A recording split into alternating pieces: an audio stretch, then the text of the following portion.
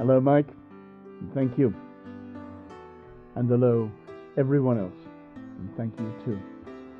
For coming and joining us together in our regular weekly slot here, courtesy of Mike Coles, newliferadio.co.uk, and with my contribution, I'm Ron Bailey from BibleBase.com. Welcome. We enjoy your company. I'm enjoying discovering new themes and lines as we go through this topic. If you're here for the first time, well, we are following the pattern of a book that I wrote about 10 years ago called The Better Covenant.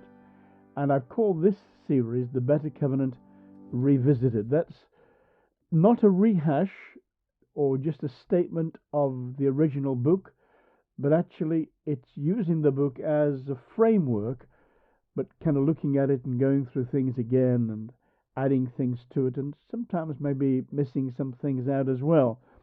This is the state of the art of my thinking concerning the new covenant. You're as up to date as I am now.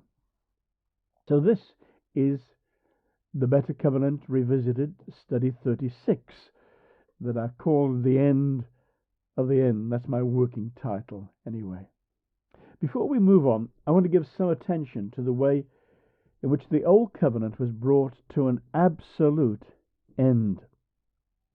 This was not a steady transition. It wasn't a fading out of one and a fading in of the other, from an Old Covenant to a New Covenant. This was an abrupt change, a genuine paradigm shift. He takes away the first, says the writer to the Hebrews, that he might establish the second. Maybe Paul had this kind of thing in mind too when he said, if any man be in Christ, he has become a new creation. Old things are passed away. Behold, all things are become new. I want to illustrate that with thinking about a temple. So my first section is about a true temple. The king had come. The light shined, but in the main, the messenger of the covenant had not been received. In the way that a country might refuse to receive or recognize an ambassador from another country, so, in the main, the covenant people refused to recognize Christ's role and authority. At the beginning of his public ministry, John, the gospel writer, recorded that Christ visited the temple in Jerusalem during the time of the Passover. He discovered that the court of the Gentiles had been wholly given over to a market, and the scene was one of bellowing cattle and bleating sheep. The officials who changed foreign currencies into temple currency had set up their stalls, and the whole atmosphere was of a bustling oriental bazaar. And this in the area that had been set aside for Gentiles who were seeking to worship the God of Israel. Christ planted a small whip and drove the stallholders from the court of the Gentiles. Some have seen the scene as an outburst of rage and consequently sin, but it was not uncontrollable rage, but deliberate action. He took the time, for example, to fashion that small whip with which to herd the animals out, and then went into action. His war cry was, "This is my Father's house." He drove out those who had turned the house into a market, and later, when they considered these things, the disciples remembered an ancient psalm which seemed to explain it all. This is Psalm 69 and verse 8. I am become a stranger unto my brethren, and an alien unto my mother's children. For the zeal of thy house hath eaten me up, and the reproaches of them that reproach thee are fallen upon me. He had been aroused to this action out of a sense of the disgrace that was being brought upon his father's house by the behavior of the covenant people. When the authorities protested at his behavior, they demanded some evidence of his right to do such a thing. He replied that the sign of his authority would be his resurrection, although he didn't say it quite so plainly as that. This is John chapter 2, verses 19 to 21. Jesus answered and said to them, "Destroy this temple." Remember, this is in response to their demand for a sign. Jesus answered and said to them, "Destroy this temple, and in 3 days I will raise it up." Then the Jews said, "It has taken 46 years to build this temple, and will you raise it up in 3 days?" But he was speaking of the temple of his body.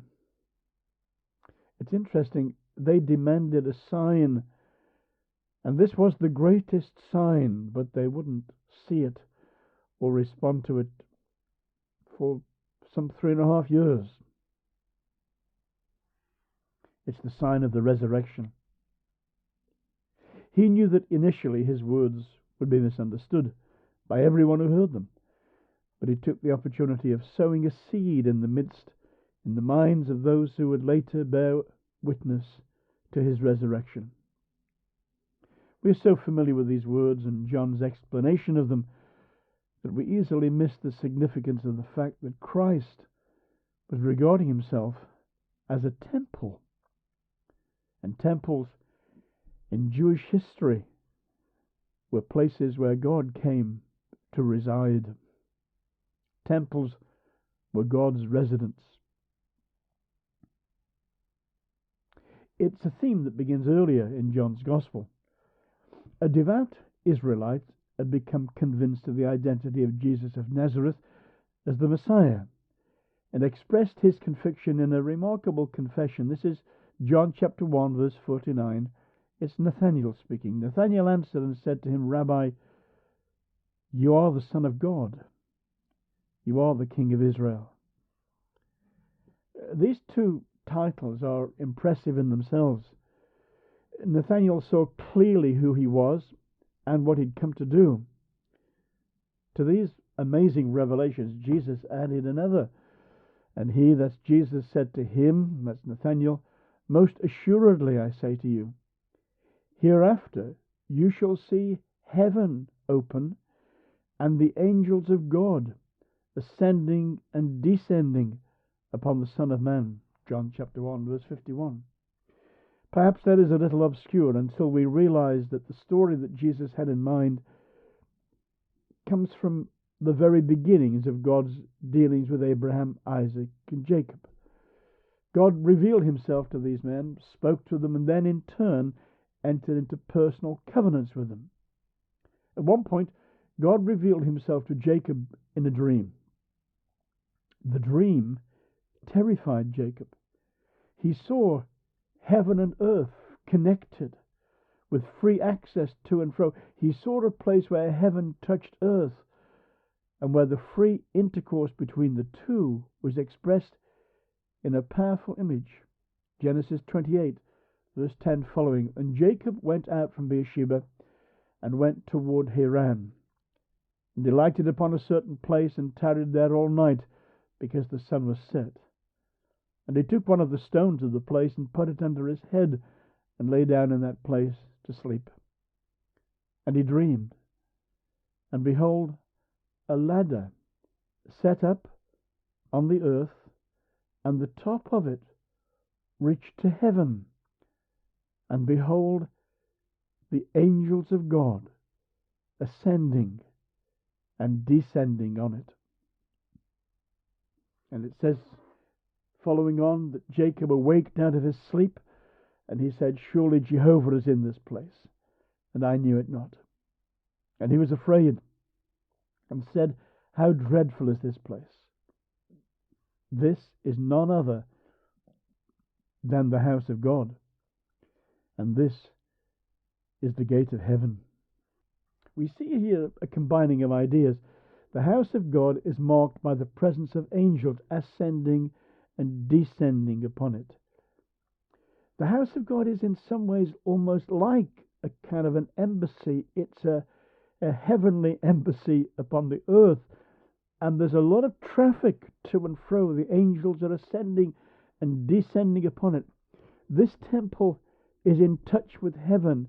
It's a heavenly outpost on earth where God actually resides. Nathanael was a devout Israelite, and these words of Jesus would have spoken to him much more clearly than they might speak to us today. Christ was saying, I am also the house of God. I am the place where God has chosen to take up residence. I'm not only the Messiah of your expectations, I am the access point to heaven itself. I am heaven's gate. And the thing that symbolized that free access to and fro is angels of God ascending and descending upon the place where Jacob had been sleeping. So let's think about a house for God. The full gospel accounts, and particularly John's record, have many layers of truths running through them. John's account has been called Love's Remembrance of Love's Story. I think that's a wonderful title for John's Gospel. Love's Remembrance of Love's Story. This account was written after some 60 years of loving meditation and reflection, and every sentence is pregnant with deeper significance.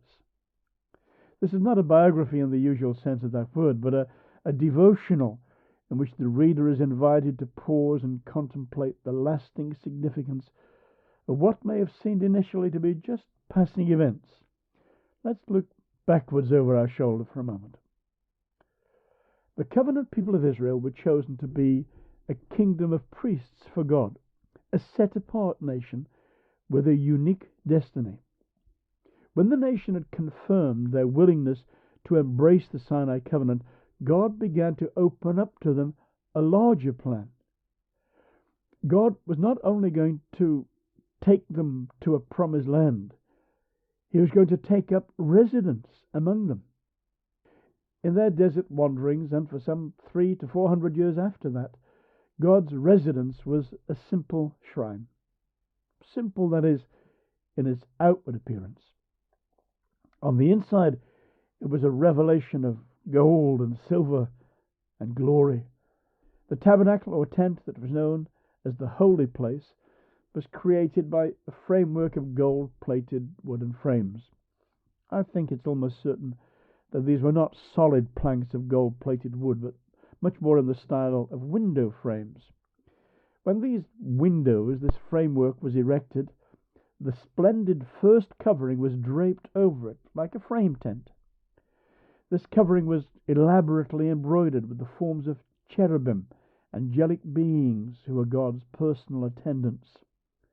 The result was that for the priests who were allowed into this holy place, which was the antechamber to the throne room, it was a vision in gold and silver and blue and red and purple of a room surrounded by angels. Every wall was filled with angels embroidered on the tapestry, seen through the frame.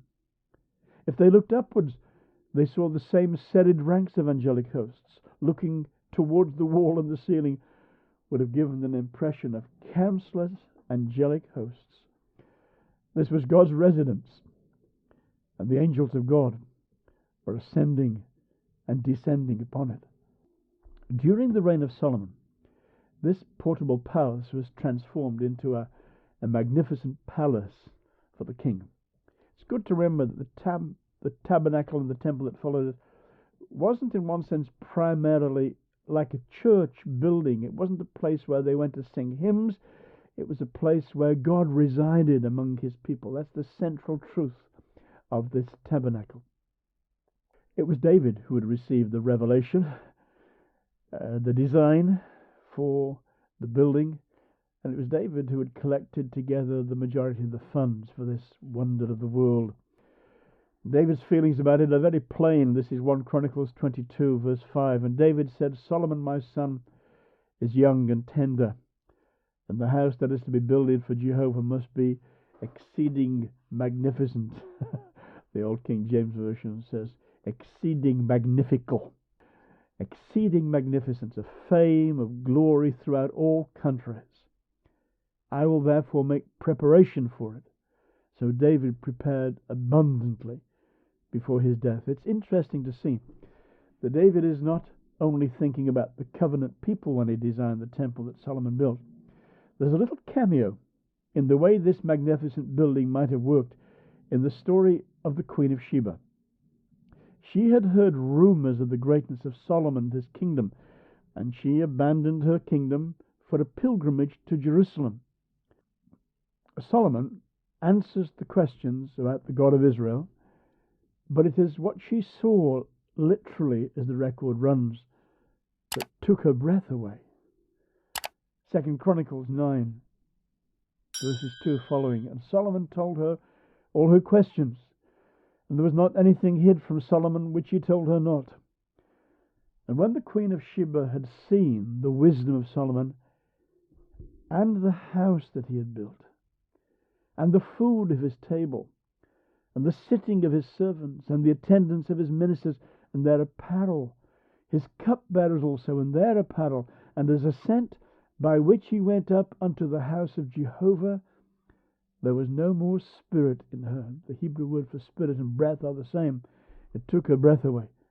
And she said to the king, It was a true report that I heard in mine own land of thine acts and of thy wisdom. The temple was made of wood and stone and covered in gold, but the symbolism of the old tabernacle was faithfully reproduced. It tells us that Solomon's workmen, under his direction, and he carved all the walls of the house round about with carved figures of cherubim. There they are, the angelic attendants of God's presence, and palm trees and open flowers within and without. The priests who entered into the holy place were still surrounded by cherubim, even in Solomon's day. And they would see inscribed upon the walls now, and upon it the roof, the angels of God ascending and descending. Almost 1,000 years later, Herod the Great launched an elaborate and expensive building program. He built magnificent mini-Romes like Caesarea on the Mediterranean, and he rebuilt the temple to replace the smaller building that had been constructed during the time of Zerubbabel, Haggai, and Zechariah. It was a magnificent building. It might even be considered one of the wonders of the world, but it was never occupied. Not by God. Zerubbabel's temple had never been occupied by God either. There was an essential missing feature that never returned from the Babylonian exile. The Ark of the Covenant never returned to Israel. The Ark of the Covenant symbolically was God's throne. No throne, no Shekinah presence of God. When the original tabernacle was erected, God took residence in such splendor and glory that even the priests were not able to minister there. The same thing happened when Solomon's temple was built. God took up residence in such splendor and glory that again the priests were unable to go about their ordinary work. But of Zerubbabel's temple and Herod's temple, there's no such record of God taking up residence. They both remained as empty palaces, awaiting the arrival of the king. The centuries passed, and still the covenant people waited for the fulfillment of the prophecies. This is the last prophet of the Old Covenant Scriptures, Malachi chapter 3. Behold, I send my messenger, that's John Baptist, and he shall prepare the way before me. This is God speaking in the person and the testimony of Christ. And the Lord whom ye seek will suddenly come to his temple, and the messenger of the covenant, that's one of Christ's titles, whom ye desire, behold, he comes, saith Jehovah of hosts. Long years they waited, And then in private conversation with Nathanael, and then public confrontation with the religious leaders, Jesus of Nazareth plainly declared himself to be not only the Christ, but also the place where God himself would reside. In him they would see, if they would allow him to open their eyes, the splendor and glory of Emmanuel, God himself now with them. One of the sad stories, and it's easy to miss it, that we find in the Gospels is of an abandoned house. The better part of 3 years of public ministry followed, and in the last days of his earthly life, Christ returned to the temple in Jerusalem and found that it had simply slipped back into its old ways. In spite of his cleansing, everything had reverted to its original condition. And the court of the Gentiles was once again a bellowing, bleating market. Earlier that day he had viewed the city of Jerusalem and wept over it, sorrowing most of all because they had not known the day of God's visitation. It's recorded in Luke chapter 19, verse 44. When he entered the temple and found that they had gone back to their old ways, he repeated his action and drove out the market traders. This time his war cry was different. The first time he said, "This is my Father's house." This time he says, "It is written, my house is a house of prayer, but you have made it a den of thieves." It's a quotation that combines the words of two prophets, Isaiah and Jeremiah. Isaiah in chapter 56, verse 7 says, "Even them will I bring to my holy mountain and make them joyful in my house of prayer. Their burnt offerings and their sacrifices shall be accepted upon mine altar, for my house shall be called a house of prayer for all peoples." That, of course, is a house of prayer for the Goyim, the nations, the Gentiles. And then Jeremiah chapter 7, verse 11. Is this house which is called by my name become a den of robbers in your eyes? Behold, even I have seen it, says Jehovah. The Jeremiah quotation is particularly ominous. It was first declared some 10 years before Solomon's beautiful temple was sacked and burned to the ground. There's a saying that history repeats itself because no one listens the first time. Is this one of the reasons that when people tried to work out who Jesus was, one of their answers was, it's Jeremiah, or one of the prophets?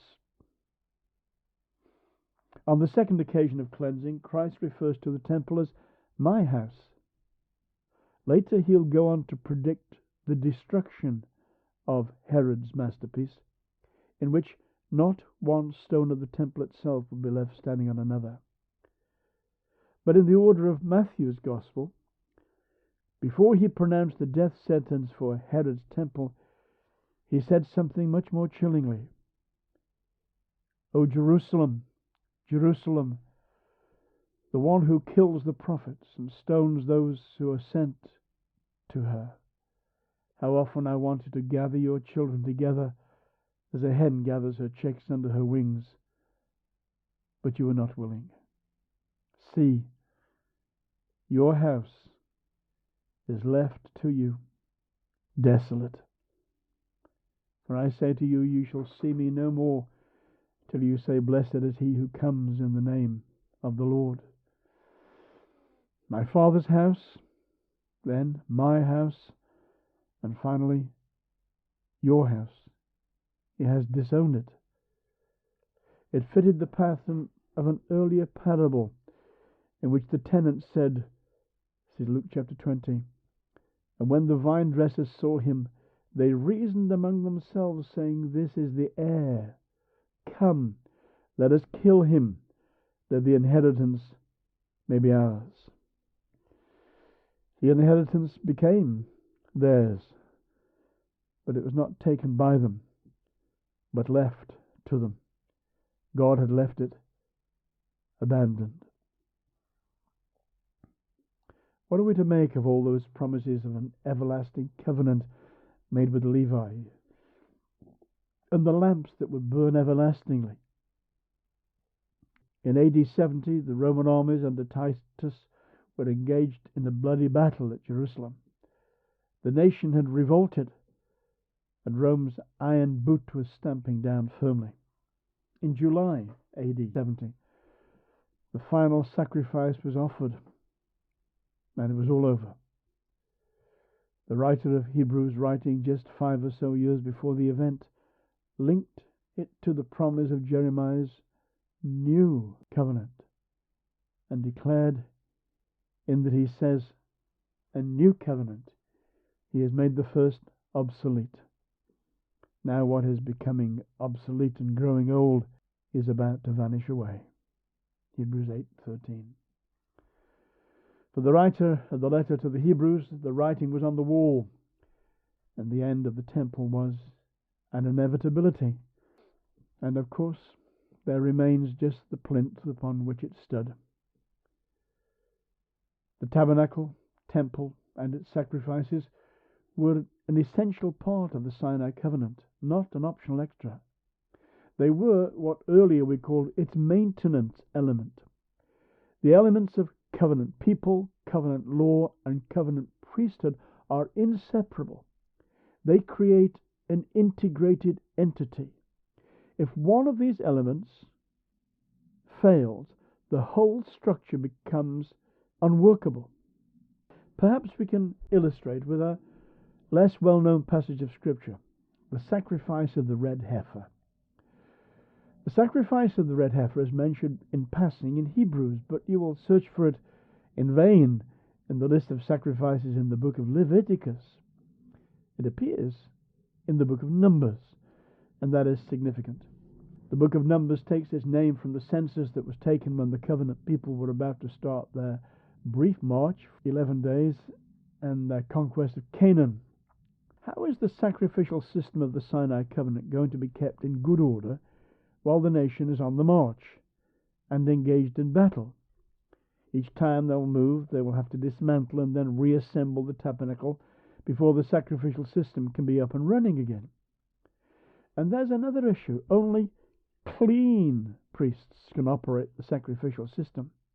What happens if a priest is defiled by coming into contact with a dead body? An almost inevitable event in the time of war. Well, a clean priest could perform the necessary sacrifices, and the defiled priest could be cleansed by the clean priest. But what if they were all defiled by contact with the dead body? Now what? Enter the sacrifice of the red heifer. We'll see what happens when the cycle is broken. The sacrifice of the red heifer is a unique kind of sin offering. It's specifically called a sin offering in Hebrews, and it's part of that pattern. The writer of the Hebrews puts it in that context, Hebrews 9 verse 13. In this sacrifice, a red heifer, without blemish, was taken outside the camp, as the main sin offerings were, and there the animal was slaughtered. Some of the blood was kept. Some of the blood was then sprinkled in front of the tabernacle precincts. The heifer was then burned in its entirety, and its ashes were added with various other ingredients. The priest who officiated, a clean priest, was now regarded as ceremonially defiled because he had been handling the sin offering, and he and his clothes had to be thoroughly washed. Next, another clean man, a different one, gathers up the ashes of the mingled sacrifice and other ingredients and preserves them in a safe, that is to say, a clean place outside the main camp. This created a reserve sacrifice, a kind of instant sacrifice that could be quickly reconstituted in a time of emergency. It seems that the preserved sacrifice could be instantly reconstituted simply by adding fresh or living water. Hence, an instant sin offering in a container of some kind, kept reserved, ready for the emergency. In a later time, the sacrifice would be used for the cleansing of defiled priests, and the priests, once cleansed, could commence his ministry, and the cycle was active again. So even if the whole thing ground to a halt because there was sin and not a single priest was operating, well, it wasn't the end of the cycle, because they had the red ashes in a safe place, in a clean place, available for an instant sacrifice. It's a wonderful system. But perhaps you've seen the catch. What happens if all the priests are ceremonially unclean, having been in contact with dead bodies or the sin offering, and if there is no reserve red heifer ashes available? In other words, if the priests, all of them, are unclean because they've touched a red body, and there's no reserve red heifer ashes, now what? We can see that the whole system grinds to a halt. There is no clean priest to create the red heifer ashes, and there are no red heifer ashes to cleanse the priest. Once this cycle has broken down, it is impossible to get it up and running again. No red heifer ashes, and the whole system quickly grinds to a halt. There are no red heifer ashes. There are no clean priests to create red heifer ashes. It cannot be repaired. It cannot be restarted. The law and its sacrificial system was perfectly integrated as an institution, but once any element of it was broken, the whole machine falters. The sacrifice of the red heifer may seem obscure to our modern eyes, but it's a telling illustration of the way in which, once broken, the old covenant could never be put together again, simply by human determination. You can't just start off where the last priests finished. There would have to be a resetting of the Sinai covenant and a new Moses. The Sinai covenant was originally initiated by Moses. It was attended by miracles of God's presence. A wind that divided between the Egyptians and the Israelites, and the fiery presence on Sinai itself. It was then maintained by a series of sacrifices and ceremonies. To reconstitute the Sinai covenant, it would be necessary to have another mediator and another infusion of wind and fire. The production of the raw materials themselves, red heifer and other ingredients, could not in themselves be sufficient. It would require a new mediator and a new priest, and essentially a complete repeat of the events of Sinai. It would require nothing less than a new covenant. The Sinai covenant, once halted, can never be restarted by human agency. It would need to be a new beginning, instituted by God, and not the mere rekindling of an old fire. The Sinai covenant will never be restarted. There is no need. God has promised and provided a new covenant with a new mediator and a new priest, and that covenant is up and running. Judaism regards quite rightly the Sinai covenant as the beginning of the nation's unique identity. Judaism also regards the Jewish feast weeks, or of weeks, or Pentecost, as the anniversary of the giving of the law. It's called the Feast of Weeks because it takes place 7 times 7 after Passover. Christians know it better as the 50th day, or in Greek, Pentecost.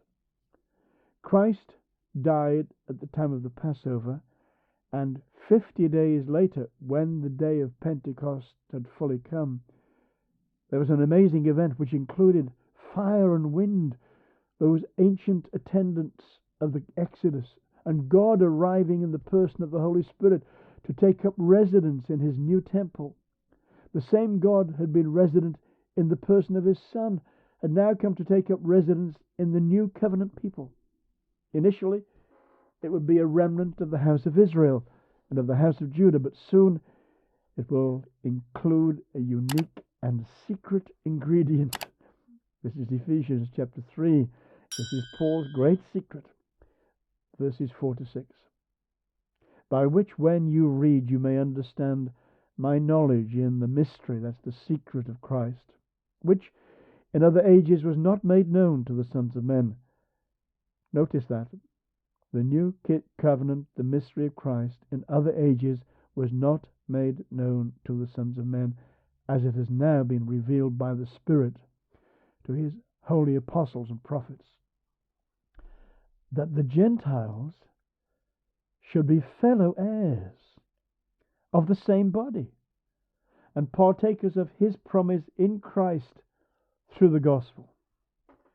The new temple of the church was created to fulfill God's desire for his house to be a house of prayer in which he is resident. In this chapter, we examine the references in which Christ referred to himself as the temple and saw the significance as he claimed to be the place where God was in residence. We saw the dreadful finality with which he disowned the physical temple of his day. That once broken, the Sinai covenant can never be restarted. We examined the special emergency measure of the sacrifice of the red heifer and saw that once broken, this pattern too could never be restarted. And we saw the significance of the day of Pentecost as the anniversary of Sinai on the plain declaration that the new covenant was now up and running and that God was again resident in his temple. We'll pause there until the next exciting installment. He takes away the first that he may establish the second. He had to establish the first. He had to establish the second. No group of men, no matter how pious, no matter how earnest, no matter how sincere, can recreate the old Sinai covenant. And no one other than Christ can recreate the new covenant. But that high priest lives on still. He's resident in the heavenly temple, and he's resident in the earthly temple of his people. Thank you again for your company. Do tell us your reactions to these things, and that's always a joy for us. Just to have a contact with you is always a joy for us. So, thank you again, and God willing, we look forward to your company. Same time, same place. Next week. Goodbye.